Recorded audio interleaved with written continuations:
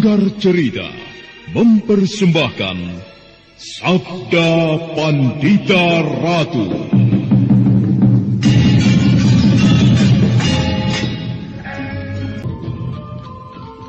Sabda Pandita Ratu, naskah ditulis oleh Pondra Swasti Langit, diolah oleh Agus Nur Ismail, didukung oleh artis-artis terkemuka, Ferry Fadli, Eli Ermawati, M. Abud, Ivona Rose, dan lain-lain.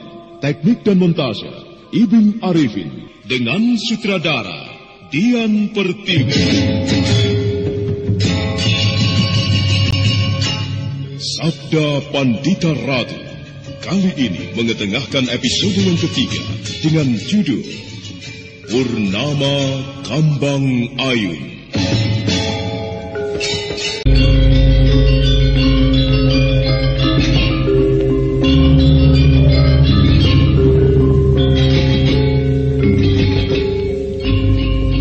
Matahari telah berdiri di atas sana. Cahayanya terang menerpa pucuk-pucuk pohon jati.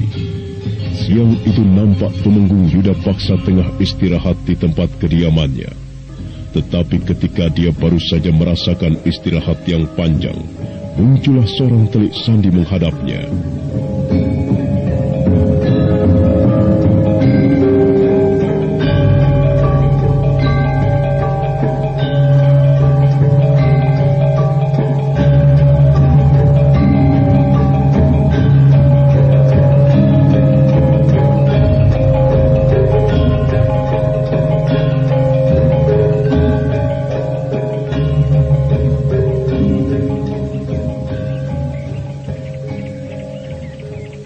Ampun Gusti Tumenggung, barangkali kehadiran saya kemari mengganggu istirahat Gusti Tumenggung. Tidak apa-apa. Apakah ada sesuatu yang ingin kau sampaikan? Benar Gusti, dan ini sifatnya sangat serius sekali. Saya ingin melaporkan tentang Tumenggung Murti Wandawa. Tentang Murti Wandawa maksudmu? Benar Gusti. Murti Wandawa sekarang tengah bersembunyi di sebuah rumah penduduk yang bernama Anjamtiani Kaiwangi. Bagus. Lalu berada di mana letak daerah tempat persembunyiannya? Gusti, di sisi timur daerah Padang Karautan, Gusti.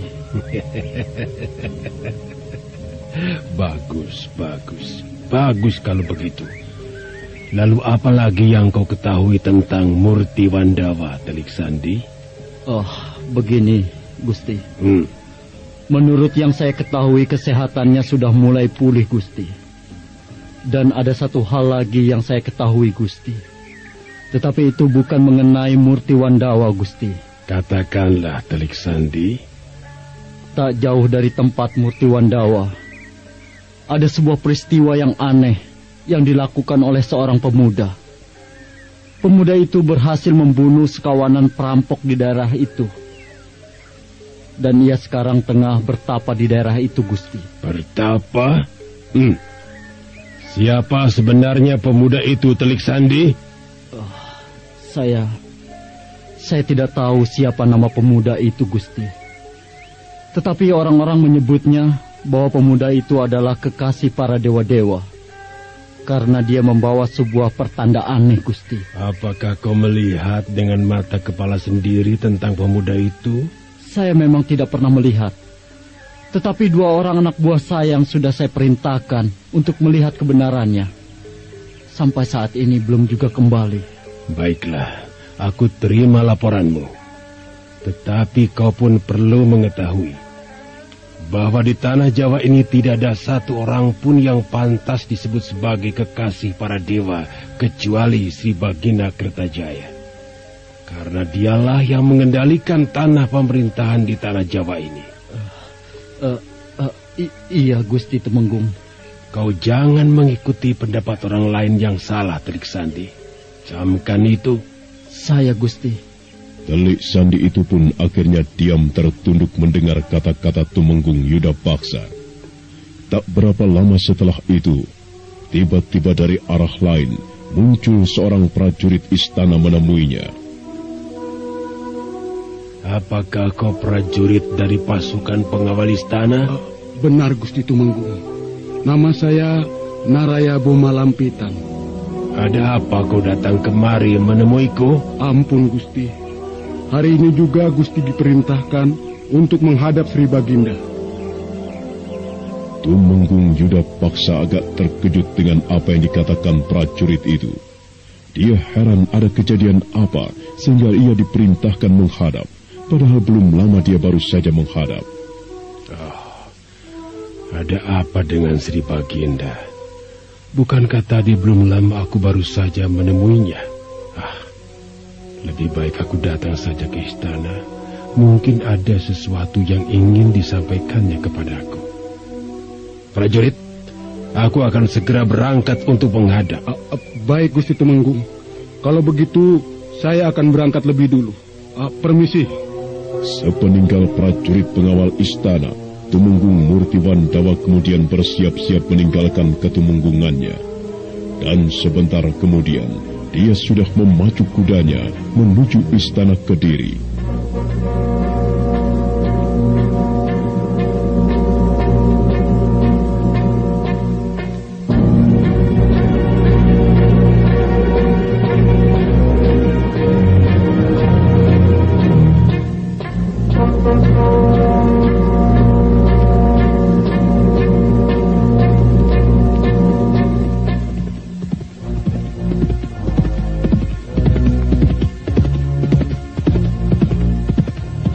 Setelah beberapa saat terguncang-guncang di atas kudanya, akhirnya Tumenggung Yudapaksa sampai di istana Kediri. Dan kemudian dia pun langsung menghadap Sri Baginda Kertajaya.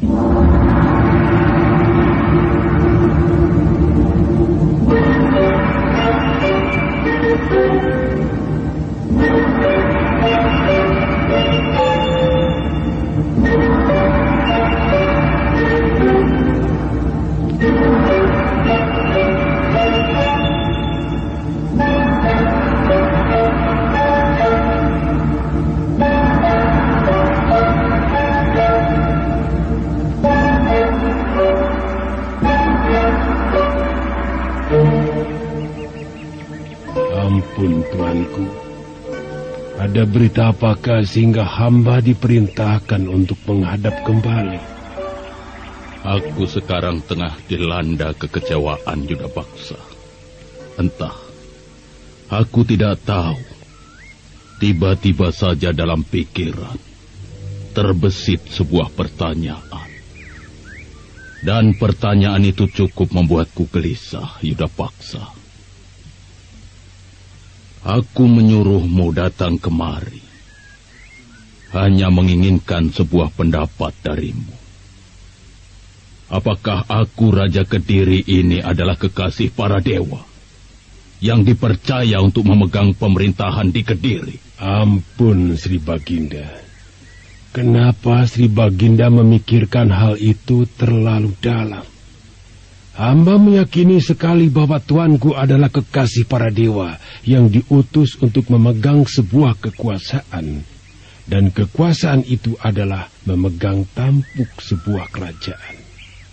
Benarkah apa yang kau katakan itu keluar dari hati nuranimu yang paling dalam? Untuk apa hamba mendustai Tuanku? Hamba hanya sekedar kawula yang harus sepenuhnya mengabdi kepada Paduka. Aku masih sangsi dengan apa yang kau ucapkan. Aku kira apa yang kau katakan itu hanya sekedar ucapan untuk menyenangkan hati seorang raja. Ampun Tuanku, hamba berkata yang sesungguhnya. Iya. Baiklah kalau kau berkata yang sesungguhnya, Yudapaksa. Hamba Tuanku. Apakah kau sudah dengar bahwa di wilayah kekuasaanku ada daerah yang bernama Padang Karautan? Hamba sudah mendengar, Tuanku. Lalu apakah kau tahu di mana letak daerah itu berada? Hamba sudah mengetahuinya, Tuanku. Nah, di tempat itulah terdapat sebuah kesombongan. Ampun, Tuanku. Hamba belum mengerti maksud Tuanku. Di Padang Karautan itu ada seorang yang mau mencoba mengukur luasnya dadaku. Dada Kertajaya. Dan orang itu mengaku sebagai kekasih para dewa. Oh, iya. Ampun, tuanku. Hamba baru ingat. Telik Sandi hamba pernah mengatakan hal itu pada hamba. Setan kau Yudapaksa. Oh, kenapa kalau kau sudah mendengar berita itu tidak segera kau laporkan padaku? Ampun, tuanku. Hamba tidak bermaksud menyembunyikan berita itu. Hamba pikir tuanku telah mengetahuinya dengan sendirinya. Sekalipun aku sudah mengetahui itu, aku tetap butuh dari laporanmu. Lalu ada berita apa lagi yang sampai saat ini belum kau laporkan? Ampun, tuanku. Hamba bukannya tidak ingin melaporkan berita ini. Tetapi hamba pun baru saja mendapatkannya. Iya. Sejak saat itulah, tiba-tiba hatiku selalu gelisah dan khawatir. Ada orang lain yang juga berkhianat padaku. Entah, aku sendiri tidak tahu dengan kau. Ampun, tuanku. Bukan membela diri. Terus terang hamba bukanlah orang yang mempunyai pola cara berpikir seperti Murti Wandawa.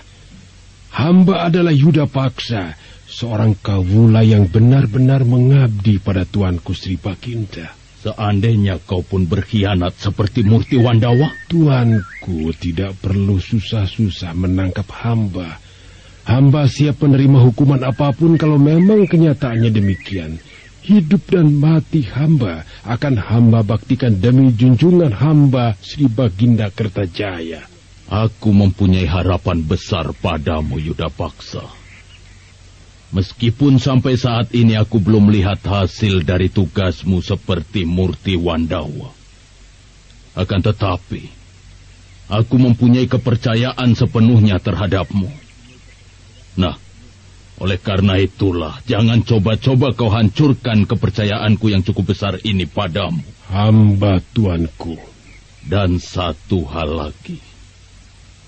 Aku berharap kau bisa menjaga kewibawaanku dari rongrongan orang-orang yang tidak mengharapkan aku berdiri di sini sebagai seorang raja.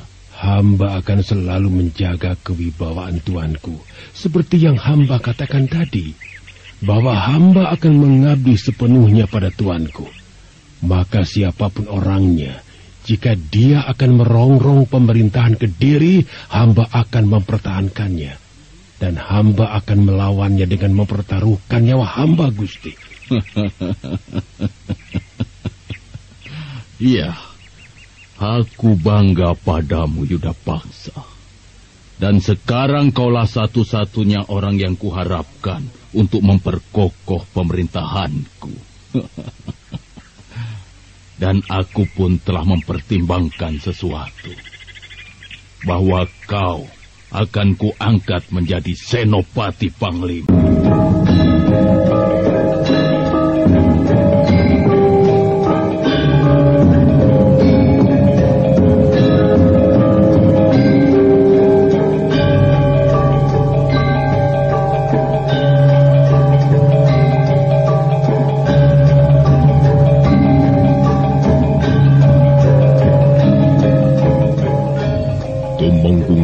Paksa sempat kaget mendengar hal itu. Hatinya berdebar, seolah-olah merasakan sebuah kebahagiaan yang dalam. Sekalipun menjadi Senopati Panglima adalah tugas yang berat, melebihi beratnya menjadi seorang tumenggung. Namun hal itu cukup memuaskan hati Yudapaksa. Ada sebersit cahaya cerah di wajahnya.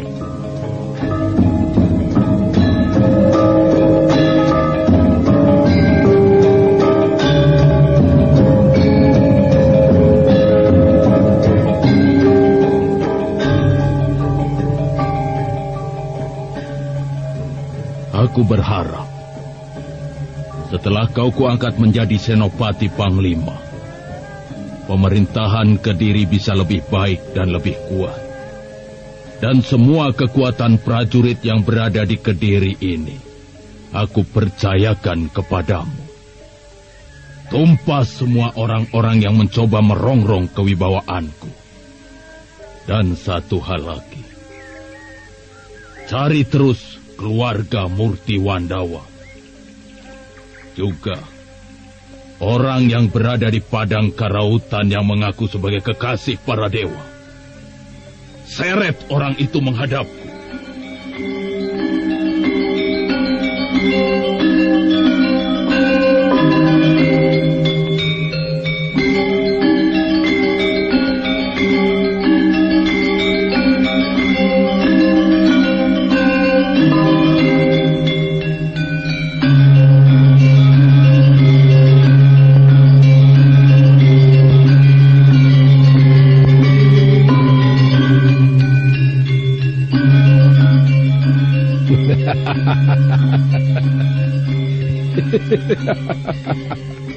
Sungguh tidak kusangka, dalam sekejap saja sekarang aku telah menjadi seorang senopati panglima.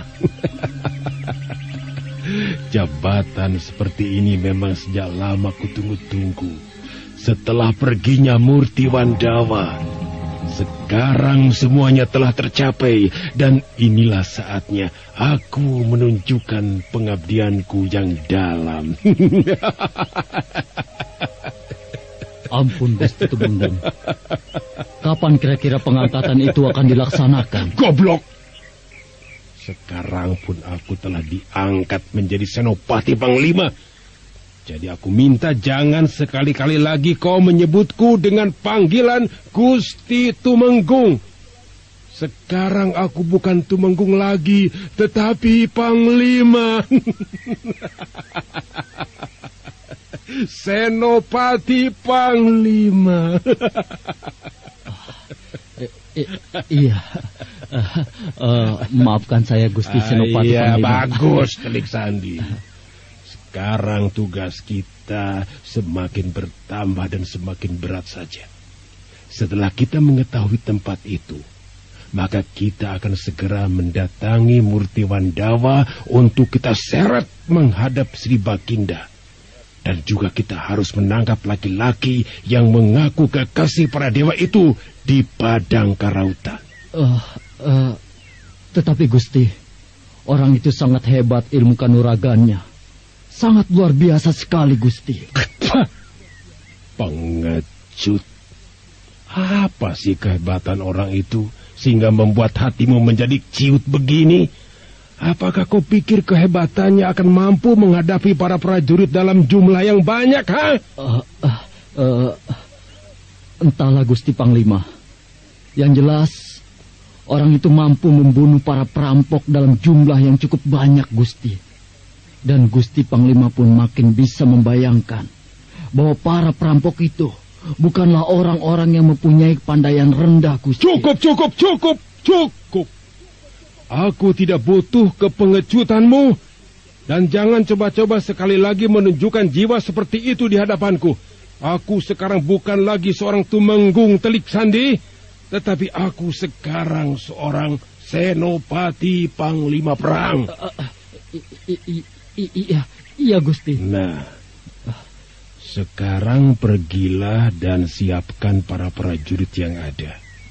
Kalian harus menyelidiki lebih jelas lagi bagaimana keadaan Murti Wandawa dan orang yang berada di padang karautan itu. Ngerti? Baik, Gusti Panglima. Saya mohon diri. Pergi!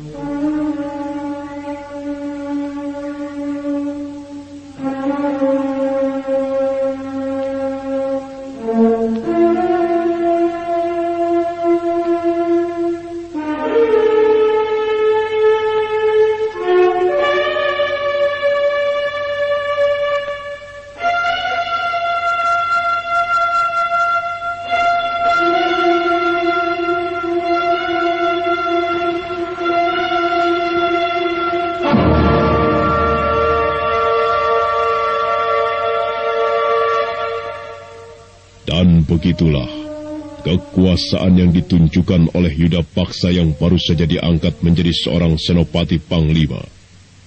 Malam kembali bersemayam di Cakrawala. Suasana nampak cerah sekali. Sementara itu di daerah padang karautan, tanpa terasa Kameswara telah melangkah ke wilayah itu.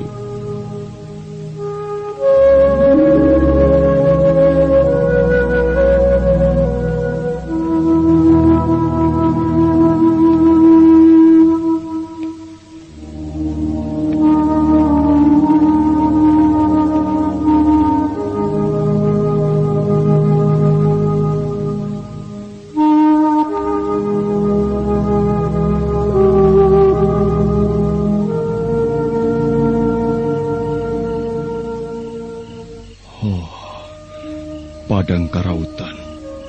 Oh, kenapa aku bisa sampai ke tempat ini? Kekuatan apa sebenarnya yang telah mendorongku kemari? Oh, aneh. Kenapa tiba-tiba saja pikiranku jadi bercabang-cabang? Oh, kenapa jadi begini? Di dalam pikiranku seakan-akan ada kekuatan menyuruhku untuk melangkah ke sana. Yang terdengar malam itu hanyalah nyanyian serangga malam. Kameswara benar-benar tidak mengerti dengan apa yang terjadi pada dirinya. Namun kekuatan itu masih saja terus membelenggu dan menuntunnya menuju ke sebuah tempat. Setelah beberapa saat dia melangkah mengikuti kekuatan yang lahir dari batinnya itu, sampailah Kameswara di sebuah tempat, tepatnya di mana Ken Arok tengah bersemedi. Oh, aneh sekali. Kenapa tiba-tiba aku bisa sampai ke tempat ini dan bertemu dengan pemuda ini lagi? Kelihatannya ia tengah bersemadi. Benar-benar sangat luar biasa sekali. Dia bersemadi di antara tulang belulang yang busuk dan bau. Apa sebenarnya yang hendak dia capai di tempat ini? Perlahan Kameswara melangkah mendekati Ken Arok yang tengah bersemedi atau mesur raga. Kemudian dia pun segera duduk di hadapannya. Ditatapnya laki-laki itu dengan perasaan yang kagum. Oh, aku jadi semakin tidak mengerti dengan kekuatan batinku. Kenapa tiba-tiba aku ingin duduk bersila di hadapannya? Pemuda yang bernama Ken Arok ini memang benar-benar luar biasa. Aku percaya bahwa dia adalah titisan para dewa. Dari wajahnya nampak terlihat sekali pancaran kekuatan yang dahsyat. Apakah benar Rakai Walayang Pukumbayoni telah menitis padanya? Kameswara terus menatap dalam-dalam wajah Ken Arok yang berada di hadapannya. Sampai akhirnya, tanpa terasa, dia pun memejamkan matanya dan terlelap dalam tidur. Sekalipun tubuh Kameswara duduk tegak bagaikan orang bersemedi, tetapi dia sebenarnya memang sedang tidur.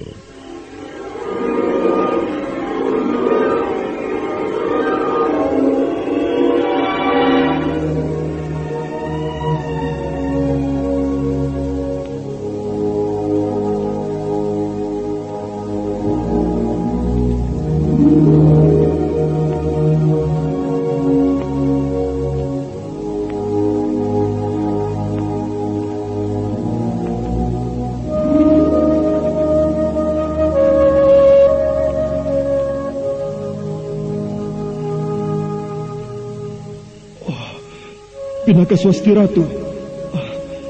Benarkah kau adalah Pinaka Swasti Ratu? Benar, Kameswara. Aku adalah Pinaka Swasti Ratu. Kemana saja sebenarnya selama ini kau, Pinaka? Aku pergi jauh, Kameswara. Jauh sekali. Seperti burung yang tidak tahu kemana ia mau pergi. Jadi selama ini kau telah melupakan aku, Pinaka? Iya. Aku memang berusaha melupakanmu, Kameswara. Tetapi bayanganmu selalu saja hadir di dalam benakku dan mimpi-mimpiku di saat aku sedang tidur. Aku memang tidak mengharapkan kau hadir lagi di dalam hatiku, apalagi di dalam pikiranku. Aku harus meninggalkan kau, Kameswara. Bahkan kalau perlu, kita tidak perlu bertemu lagi. Pinaka, kau tidak bisa mengingkari kenyataan yang telah terjadi, Pinaka. Kita telah bersumpah di goa itu untuk menjadi suami istri. Dan upacara perkawinan pun telah kita laksanakan. Tapi kenapa kau mengingkari kenyataan itu semua? Aku memang harus mengingkarinya, Kameswara. Karena itu memang tidak boleh terjadi pada kita. Kita bersaudara, Kameswara. Dan aku adalah kakakmu. Tidak, kau bukan kakakku. Kau adalah kekasihku, istriku. Aku tidak peduli dengan latar belakang yang mengungkit kehidupan kita, Pinaka. Aku benci semua itu. Biar bagaimanapun kau tetap istriku. Istrimu? Apakah kau tidak malu memperistri kakak kandungmu sendiri? Kau bukan kakakku. Aku tidak pernah mempunyai kakak sepertimu. Kalau kau merasa bahwa kau adalah anak Sakya Murti atau Tumenggung Murti Wandawa, silakan Pinaka. Tetapi aku tidak mengakuinya. Aku bukan anaknya. Aku lahir dari angin yang berhembus. Dan tidak tahu siapa yang merasa pernah memilikiku. Iya, begitu juga aku, Kameswara. Aku lahir dari angin yang berhembus. Dan tidak pernah tahu siapa yang memilikiku. Nah, bukankah kita berarti bersaudara? Tidak! Tidak! Tidak! Kau bukan saudaraku, Pinaka. Kita orang lain. Pinaka? Pinaka Swastiratu. Kemana kau, Pinaka? Pinaka! Kenapa kau menjerit-jerit seperti itu, Kameswara?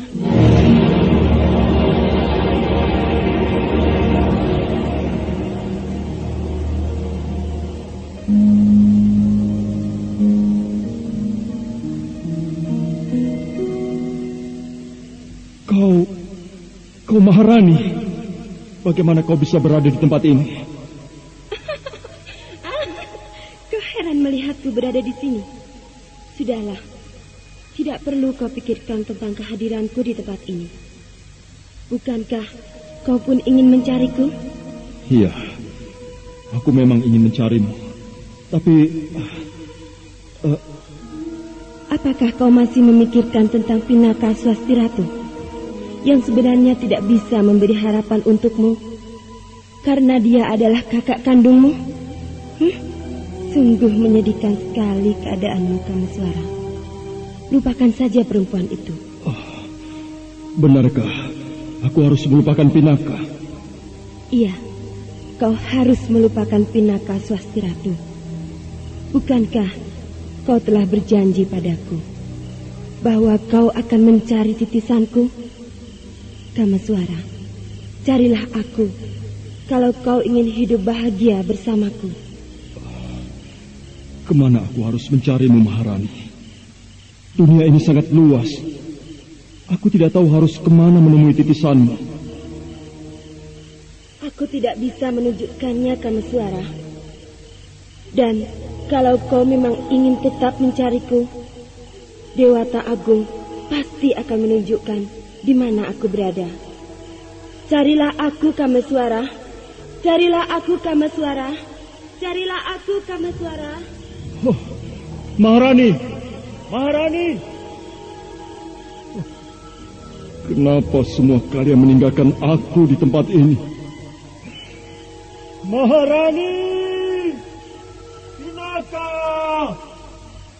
Pinaka! Pinaka! Kameswara.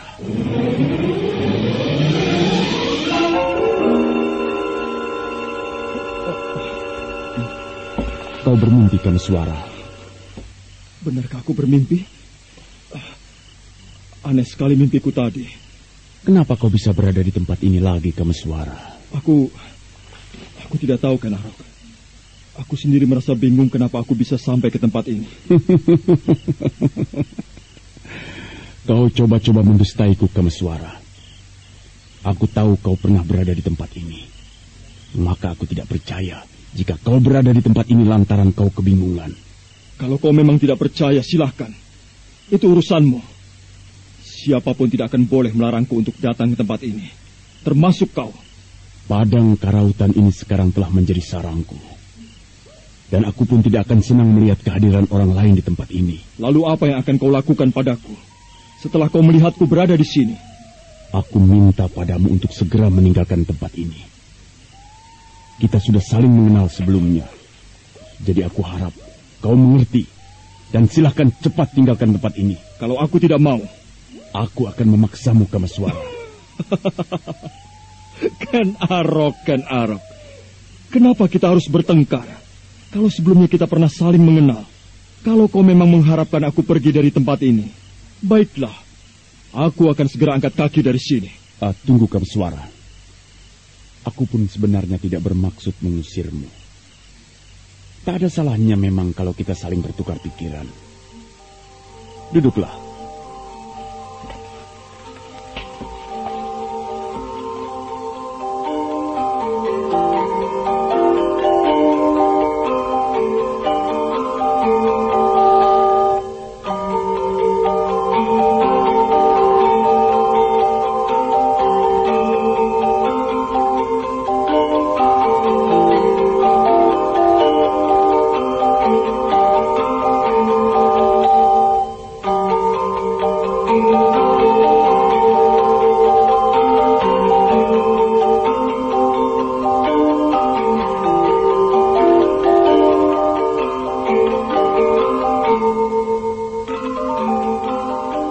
Kameswara pun segera duduk bersila kembali di hadapan Ken Arok.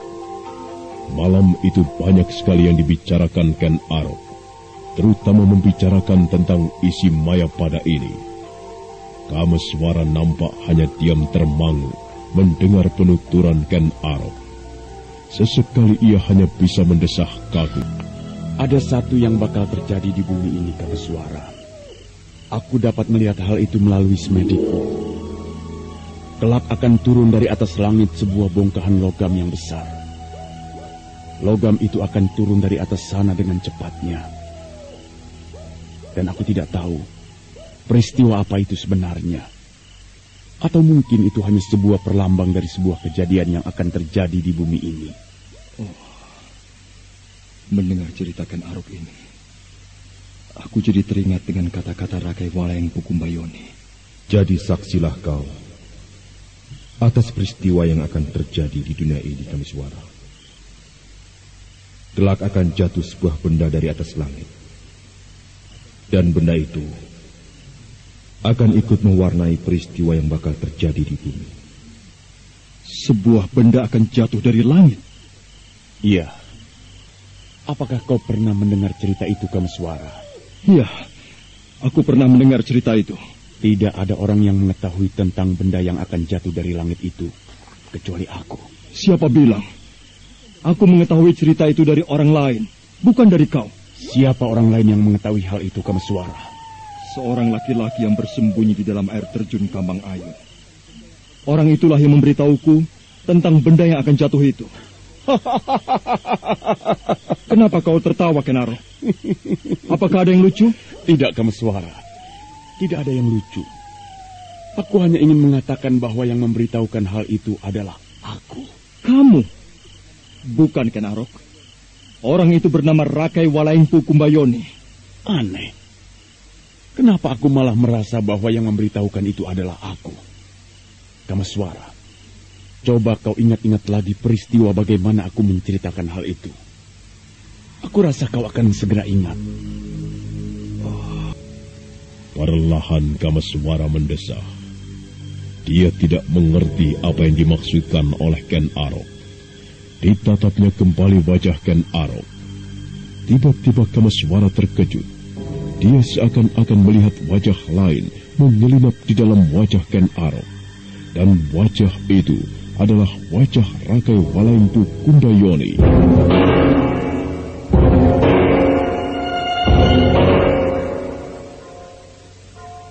Aku baru ingat. Bukankah dia pernah mengatakan bahwa ia akan menitis pada seseorang? Jadi benar bahwa Rakai Walayang Pukumbayoni telah menitis pada Ken Arok. Apa yang sedang kau renungkan, Kameswara? Apakah kau sudah yakin bahwa yang memberitahukan hal itu adalah aku? Iya, benar, Ken Arok. Kenapa kau gugup? Sepertinya ada sesuatu yang aneh yang kau lihat di wajahku. Tidak ada apa-apa. Aku hanya teringat pada seseorang saja ketika ku tatap wajahmu. Kau tahu, Kameswara, apa yang akan terjadi dengan benda yang jatuh dari langit itu kelak? Ada peristiwa apa dengan jatuhnya benda itu, Ken Arok? Benda itu akan membawa peristiwa yang banyak, yaitu peristiwa pembunuhan. Banyak nyawa bergelimpangan karena benda itu. Mengerikan sekali. Apakah benda itu akan melakukan pembunuhan sendiri, Ken Arok? Tidak, Kameswara. Benda itu tentu saja pasti akan ada yang menggerakkannya. Lalu siapa yang melakukan pembunuhan itu? Apakah kau pun mengetahuinya? Kelak kau akan mengetahuinya, Kameswara. Tahanlah rasa penasaranmu itu. Apakah kau keberatan untuk mengatakannya padaku? Aku tidak keberatan. Tapi aku memang tidak boleh memberitahukannya. Atau begini saja. Kau datang saja ke sebuah tempat. Tepatnya di ujung pulau Jawa ini. Yaitu di sebuah bukit yang dekat dengan sebuah teluk. Di sanalah benda itu akan jatuh. Dan di sana pula kau akan mengetahui jawabannya. Apakah tempat yang dimaksudkan itu letaknya dekat dengan lereng Gunung Raung? Kalau memang demikian, tempat itu dekat sekali dengan perguruan Pasanggaran. Bagaimana Kameswara? Apakah kau berniat untuk ke tempat itu? Ya, mungkin aku akan ke sana. Hatiku masih penasaran ingin mengetahuinya, Kenarok. Bersabarlah Kameswara. Kau tidak perlu tergesa-gesa. Peristiwa yang akan terjadi itu masih lama. Masih lama? Oh, apakah kau pun bisa mengukur sampai batas kapan lamanya peristiwa itu akan terjadi? Entahlah, aku tidak tahu. Tapi yang jelas, tanda-tanda itu pasti akan datang. Kameswara, aku butuh bantuanmu. Bantuan? Bantuan apa yang kau butuhkan dariku? Aku akan menyelesaikan tapa berataku di tempat ini beberapa hari lagi. Aku butuh seseorang untuk menjagaku. Kalau kau bersedia, aku akan berterima kasih sekali. Dan kau akan kuberi nama Sukma Suci.